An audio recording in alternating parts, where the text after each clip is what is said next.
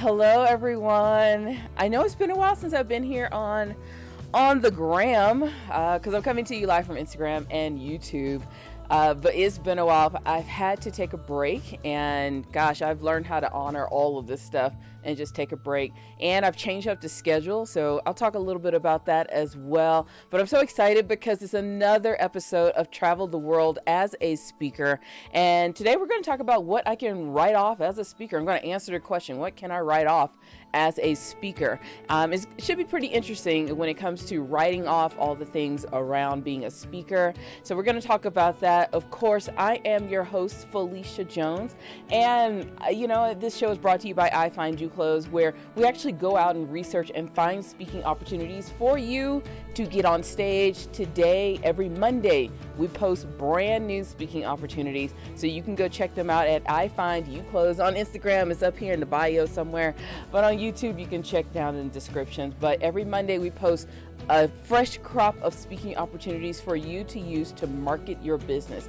And that's what we're going to be talking about, marketing your business through public speaking so that you can travel the world and make some money at the same time, because why not? But today we're going to talk about what can I write off as a speaker. And of course, I usually bring you a little bit of a travel story, and then we jump into my other favorite topic, which is speaking. So my only travel story I have for you today, I'm going to go ahead and switch cameras over here, make sure I do it well. Oh, as you can see, I got summer hair. Yeah, it's not summer hair, I got spring hair. So I usually switch it up in the springtime because, you know what, why not? All right, so today's travel story, before we get into the content, is going to be about the RV. So if you don't know me yet, I am an RV owner. If you follow me on my personal Instagram page, which is Keep Up with Mrs. Jones, I gave a couple of tips about being an RV owner, and like I said, it's the mood that I didn't know I needed. It has been so cool being an RV owner. And what's so beautiful about this is being able to take the speaking career with me. That was one of my biggest hangups when I got on the road the first time a few years ago with the RV. It was like, I'm going to miss out on all these speaking opportunities. What am I supposed to do? Where, what? And then, of course, when the pandemic hit, and everybody went virtual, it was like, okay, I can actually do this while I'm on the road.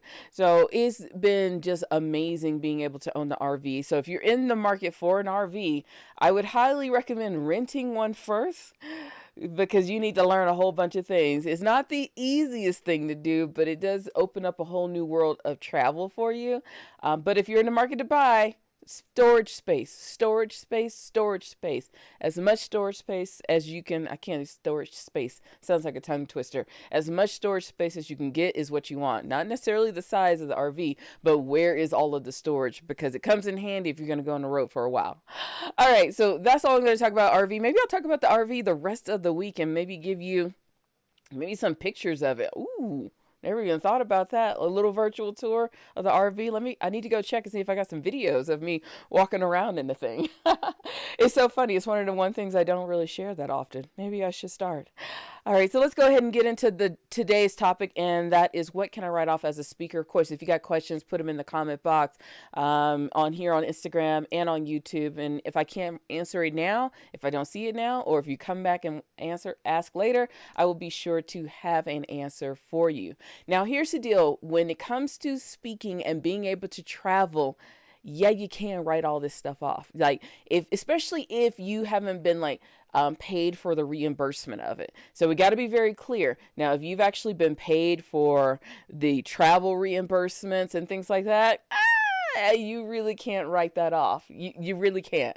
But you can write it off if your travel costs haven't been paid for, or if they're coming out of your own pocket. You can write all of this stuff off. But the first thing is, you got to form an entity around your speaking, a business around your speaking. And that can be simple as an LLC, a sole proprietorship, because now you're going to have to do a Schedule C on your tax returns, because now you got to form as a business. And we've talked about that before. Forming yourself as a business, it is so useful when it comes to doing all of this speaking. Now, once you have formed yourself a business, and for all the things you haven't been directly paid for, you know, the speaking, you know, if you haven't been directly paid for a lot of things, but you can write off so many other things when it comes to this business. Like I said, you can write off this travel, and that's been like amazing. Can I write off bits and pieces of me in the RV? Yeah, I can. Got to be careful though, don't want to get audited. Your advertising costs, the marketing costs for you doing what you do as a speaker, buying software, buying tools so that you can market yourself as a speaker, paying for Zoom so that you can do virtual presentations, buying a brand new phone so that you can have a better camera, your cameras, your tripods, all of that can be written off as a speaker after you form a business around what you're doing. And you can still form a business around yourself just as a sole proprietor. That is something that you absolutely can do. Now, this list is so epically long of what you can write off. So just keeping it very simple. Advertising and marketing costs can be written off as a speaker. And advertising and marketing can be the different things that you're using to post on social media. All of those things can be lumped up in your advertising and marketing costs. Business cards, flyers, speaker one sheets, things like that. Your website can be written off as a speaker. The supplies as a speaker, buying little tools like this little thing, this little clicker, so that you can click, click, click, move your PowerPoint slides ahead. You can write that off. All the things that you need the day of speaking, the different bags, all the carry items that you need. You can write that off. Like I said, the cameras, the tripods, the cords, written things you can write off. Travel and entertainment, meals and entertainment. You can write that off. I don't think you can get the full cost, so make sure you talk to your accountant about that. But they do give you bits and pieces so that you can write off. And of course, the mileage. You can write off the mileage of you driving back and forth to all of these speaking engagements, or driving to the airport so that you can get on the airplane. And then of course, once you're in a different country, you can write that off as well. So you got to look at all these different things that you can write off as a speaker. Now, this isn't like the whole business plan, so remember that you can only write off so many things for so long before the government's like, okay, so seriously, what are you doing over here? You got to still make some money. You got to still make some money with it. But once you form this entity around, a business entity around you as a speaker, you can get a lot of the benefits of being a business owner when it comes to writing off supplies, tools, software, advertising, marketing, and of course, you can write off the travel.